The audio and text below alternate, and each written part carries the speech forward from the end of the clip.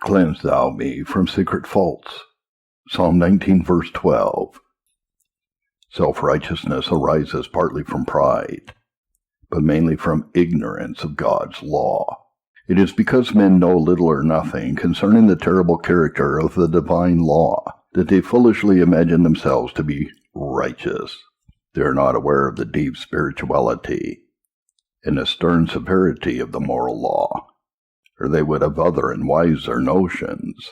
Once let them know how strictly the law deals with the thoughts, how it brings itself to bear upon every emotion of the inner man, and there is not one creature beneath God's heaven who would dare to think himself righteous in God's sight in virtue of his own deeds and thoughts.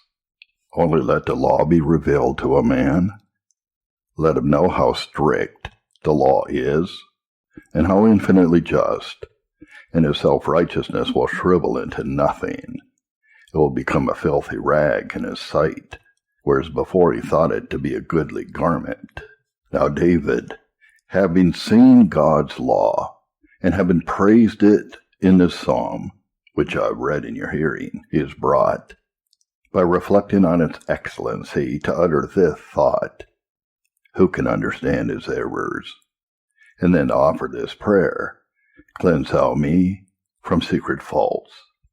In a Lateran Council of the Church of Rome, a decree was passed that every true believer must confess his sins, all of them, once a year to the priest, and they affixed this declaration, that there is no hope of pardon but in complying with that decree. What can equal the absurdity of such a decree as that? Do they suppose that they can tell their sins as easily as they can count their fingers? Why, if we could receive pardon for all of our sins by telling everyone we have committed in 1 hour, there is not one of us who would be able to enter heaven, since, besides the sins that are known to us, and that we may be able to confess, are a vast mass of sins which are truly sins of those which we do not observe, but which are secret, and come not beneath our eye. Oh, if we had eyes like those of God, we should think very differently of ourselves. The sins that we see and confess are but like the farmer's small samples which he brings to market when he has left his granary full at home. We have but a very few sins which we can observe and detect, compared with those which are hidden to ourselves and unseen by our fellow creatures. I don't doubt it is true of all of us who are here, that in every hour of our existence in which we are active, we commit tens of thousands of unholinesses, for which conscience has never reproved us, because we have never seen them to be wrong, seeing we have not studied God's laws as we ought to have done. Now, be it known to us all that sin is sin, whether we see it or not, that a sin secret to us is a sin as truly as if we knew it to be a sin, though not so great a sin in the sight of God, as if it had been committed presumptuously, seeing that it lacks the aggravation of willfulness. Let all of us who know our sins offer this prayer after all of our confessions. Lord, I've confessed as many as I know, but I must add an etc. after them, and say, cleanse me from secret faults. That, however, will not be the pith of my sermon this morning. I'm going after a certain class of men who have sins not unknown to themselves, but secret to their fellow creatures. Every now and then we turn up a fair stone which lies upon the green sward of the professing church, surrounded with a verdure of apparent goodness, and to our astonishment we find beneath it all kinds of filthy insects and loathsome reptiles, and in our disgust at such hypocrisy we are driven to exclaim, all men are liars. There are none of in whom we can put any trust at all. It is not fair to say so of all, but really the discoveries which are made of the insincerity of our fellow creatures are enough to make us despise our kind, because they can go so far in appearances, and yet have so little soundness of heart. To you, sirs, who sin secretly, and yet make a profession, you break God's covenants in the dark, and wear a mask of goodness in the light. To you, sirs, who shut the doors and commit wickedness in secret, to you I shall speak this morning. Oh, may God also be pleased to speak to you, and make you pray this prayer: Cleanse thou me from secret faults. I shall endeavor to urge upon all pretenders present to give up, to renounce, to detest, to hate, to abhor all their secret sins. First, I shall endeavor to show the folly of secret sins. Secondly, the misery of secret sins. Thirdly, the guilt of secret sins. Fourthly, the danger of secret sins. And then I shall try to apply some words by way of remedy, that we may all of us be enabled to avoid secret sins. First, then, the folly of secret sins. Pretender, thou art fair to look upon. Thy conduct outwardly upright, amiable, liberal, generous, and Christian. But do you indulge in some sin which the eye of man has not yet detected? Perhaps it is private drunkenness. You revile the drunkard when you stagger through the street, but you can yourself indulge in the same habit in private. It may be some other lust or vice. It is not for me just now to mention what it is. But pretender, we say to you, you are a fool to think of harboring a secret sin, and you are a fool for this one reason, that your sin is not a secret sin. It is known, and shall one day be revealed, perhaps very soon. Your sin is not a secret. The eye of God has seen it. You have sinned before his face. You have shut to the door and drawn the curtains, and kept out the eye of the sun. But God's eye pierceth through the darkness. The brick walls which surrounded you were as transparent as glass to the eye of the Almighty. The darkness which did gird you was as bright as the summer's noon to the eye of him who beholds all things. Don't you know, O man, that all things are naked and open to the eyes of him with whom we have to do? As a priest ran his knife into the entrails of his victim, discovered the heart and liver, and what else did lie within, so are you, O man, seen by God, cut open by the Almighty. You have no secret chamber where you can hide yourself. You have no dark cellar where you can conceal your soul. Dig deep, yea, deep as hell, but you cannot find earth enough upon the globe to cover your sin. If you should heap the mountains on his grave, those mountains would tell the tale of what was buried in their bowels. If you could cast your sin into the sea, 1,000 babbling waves could tell the secret out. There is no hiding it from God. Your sin is photographed in high heaven. The deed, when it was done, was photographed upon the sky, and there it shall remain, and you shall see yourself one day revealed to the gazing eyes of all men, a hypocrite, a pretender, who did sin in fancied secret, observed in all your acts by the all-seeing Jehovah. Oh, what fools men are to think they can do anything in secret. This world is like the glass eyes wherein bees sometimes work. We look down upon them and we see all the operations of the little creatures. So God looks down and sees all. Our eyes are weak. We cannot look through the darkness, but his eye, like an orb of fire, penetrates the blackness and reads the thoughts of man, and sees his acts when he thinks himself most concealed. Oh, it were a thought enough to curb us from all sin, if it were truly applied to us. Yet thou, God, seest me. Stop, thief. Drop thou that which thou hast taken to yourself. God sees you. No eye of detection on earth has discovered you, but God's eyes are now looking through the clouds upon you. Swearer, scarce any for whom you cared heard your oath, but God heard it. It entered into the ears of the Lord God of Sabaoth. Ah, you, who lead a filthy life, and yet are a respectable merchant, bearing among men a fair and goodly character. Your vices are all known, written in God's book. He keeps a diary of all your acts. And what will you think on that day when a crowd shall be assembled, compared with which this immense multitude is but a drop of a bucket? And God shall read out the story of your secret life, and men and angels shall hear it. Certain I am there are none of us who would like to have all of our secrets read, especially our secret thoughts. If I should select out of this congregation the most holy man, should bring him forward and say, Now, sir, I know all your thoughts, and I'm about to tell them. I am sure he would offer me the largest bribe that he could gather, if I would be pleased to conceal at least some of them. Tell, he would say, of my acts. Of them I am not ashamed, but do not tell my thoughts and imaginations. Of them I must ever stand ashamed before God.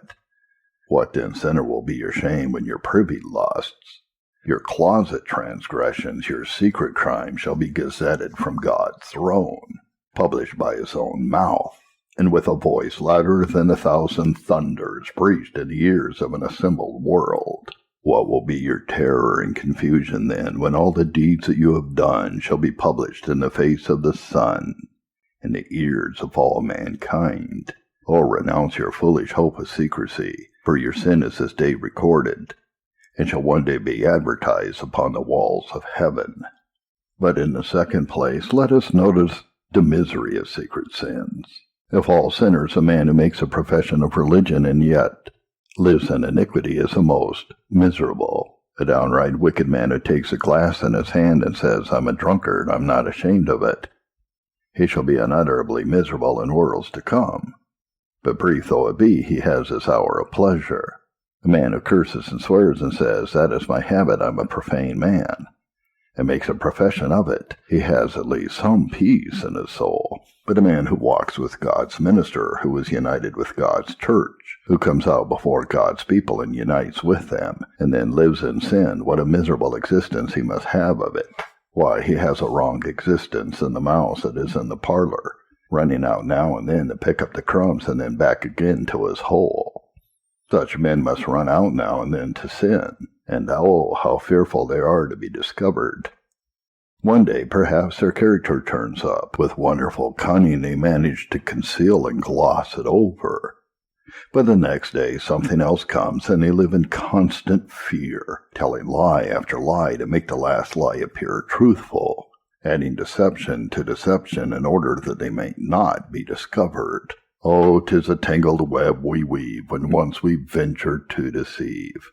If I must be a wicked man, give me the life of a roistering sinner who sins before the face of day. But if I must sin, let me not act as a hypocrite and a coward. Let me not profess to be God's and spend my life for the devil. That way of cheating the devil is a thing which every honest sinner will be ashamed of. He will say, now if I do serve my master, I will serve him out and out. I will have no sham about it. If I make a profession, I will carry it out. But if I do not, if I live in sin, I'm not going to gloss it over by cant and hypocrisy. One thing which has hamstringed the church and cut her very sinews in twain has been this most damnable hypocrisy. Oh, in how many places have we men whom you might praise to the very skies if you could believe their words, but whom you might cast into the nethermost pit if you could see their secret actions. God forgive any of you who are so acting. I'd almost said, I can scarce forgive you. I can forgive the man who riots openly and makes no profession of being better, but the man who fawns and cants and pretends and prays and then lives in sin, that man I hate. I cannot bear him. I abhor him from my very soul. If he will turn from his ways, I will love him, but in his hypocrisy is to me the most loathsome of all creatures. 'Tis said the toad doth wear a jewel in her head, but this man has none, but bears filthiness about him while he pretends to be in love with righteousness. A mere profession, my hearers, is but painted pageantry to go to hell in. It is like the plumes upon the hearse and the trappings upon the black horses, which drag men to their graves, the funeral array of dead souls. Take heed above everything of a waxen profession that will not stand the sun. Take care of a life that needs to have two faces to carry it out. Be one thing or else the other. If you make up your mind to serve Satan, do not pretend to serve God. And if you serve God, serve him with no man can serve two masters. Do not try it. Do not endeavor to do it, for no life will be more miserable than that. Above all, beware of committing acts which it will be necessary to conceal. Guilt is a grim chamberlain, even when his fingers are not bloody red. Secret sins bring fevered eyes and sleepless nights until men burn out their consciences and become in very deed ripe for the pit. Hypocrisy is a hard game to play at, for it is one deceiver against many observers. And for certain it is a miserable trade, which will earn at last, as a certain climax, a tremendous bankruptcy. Ah, you have sinned without discovery. Be sure your sin will find you out. And bethink you, it may find you out ere long. Sin, like murder, will come out. Men will even tell tales about themselves in their dreams. God has sometimes made men so pricked in their consciences that they have been obliged to stand forth and confess the story. Secret sinner, if you want a foretaste of damnation upon earth, continue in your secret sins, for no man is more miserable than he who sins secretly and yet tries to preserve a character. Yon stag, followed by the hungry hounds with open mouths, is far more happy than the man who is followed by his sins. Yon bird, taken in a fowler's net, laboring to escape, is far more happy than he who has weaved around himself a web of deception, and labors to escape from it day by making the toils more thick, and the web more strong. Oh, the misery of secret sins! Truly one may pray, cleanse thou me from secret faults. But now next, the solemn guilt of secret sin. Now, John, you do not think there is any evil in a thing unless somebody sees it, do you? You feel that it is a very great sin if your master finds you out and robbing the till, but there is no sin if he should not discover it. None at all. And you, sir, you fancy it to be very great sin to play a trick in trade, in case you should be discovered and brought before the court. But to play a trick and never be discovered, that is all fair. Do not say a word about it, Mr. Spurgeon. It is all business. You must not touch business. Tricks that are not discovered. Of course, you are not to find fault with them. The common measure of sin is the notoriety of it. But I do not believe in that. A sin is a sin, whether done in private or before the wide world. It is singular how men will measure guilt. A railway servant puts up a wrong signal. There is an accident. The man is tried and severely reprimanded. The day before he put up the wrong signal, but there was no accident, and therefore no one accused him for his neglect. But it was just the same, accident or no accident. The accident did not make the guilt. It was the deed which made the guilt, not the notoriety, nor yet the consequences of it. It was his business to have taken care, and he was as guilty the first time as he was the second, for he negligently exposed the lives of men. Do not measure sin by what other people say of it, but measure sin by what God says of it, and what your own conscience says of it. Now, I hold the secret sin, if anything, is the worst of sin, because secret sin implies that the man who commits it has atheism in his heart. You will ask, how can that be? I reply, he may be a professing Christian, but I shall tell him to his face that he is a practical atheist. If he labors to keep up a respectable profession before man, and then secretly transgresses, why is he not an atheist who will say there is a God, yet at the same time thinks more of man than he does of God? Is it not the very essence of atheism? Is it not a denial of the divinity of the Most High when men lightly esteem him and think more of the eye of a creature than of the observation of their Creator? There are some who would not for the life of them say a wicked word in the presence of their minister, but they can do it knowing God is looking at them. They are atheists. There are some who would not trick and trade for all the world if they thought they would be discovered, but they could do it while God is with them. That is, they think more of the eye of man than the eye of God. They think it worse to be condemned by man than to be condemned by God. Call it by what name you will, the proper name of that is practical atheism. It is dishonoring God. It is dethroning him, putting him down below his own creatures. And what is that but to take away his divinity? Brethren, do not, I beseech you, incur the fearful guilt of secret sins. No man can sin a little in secret. It will certainly engender more sin. No man can be a hypocrite and yet be moderate in guilt. He will go from bad to worse and still proceed until when his guilt shall be published, he shall be found to be the very worst and most hardened of men. Take heed of the guilt of secret sin. Ah, now, if I could preach as Rowland Hill did, I would make some people look to themselves at home and tremble too. It is said that when he preached, there was not a man in the window or standing in the crowd or perched up anywhere, but said, "There he is preaching at me. He is telling me about my secret sins." And when he proclaimed God's omniscience, it is said men would almost think they saw God bodily present in the midst of them, looking at them. And when he had done his sermon, they would hear a voice in their ears. Can any hide himself in secret places that I cannot see him, saith the Lord? Do not I fill heaven and earth, saith the Lord? I would I could do that I could make every man look to himself and find out his secret sin. Come, my hearer, what is it? Bring it forth to the daylight. Perhaps it will die in the light of the sun. These things love not to be discovered. Tell your own conscience now what it is. Look it in the face, confess it before God, and may he give you grace or remove that sin and every other, and turn to him with full purpose of heart. But this know that your guilt is guilt discovered or undiscovered. And if there be any difference, it is worse, because it has been secret. God save us from the guilt of secret sin.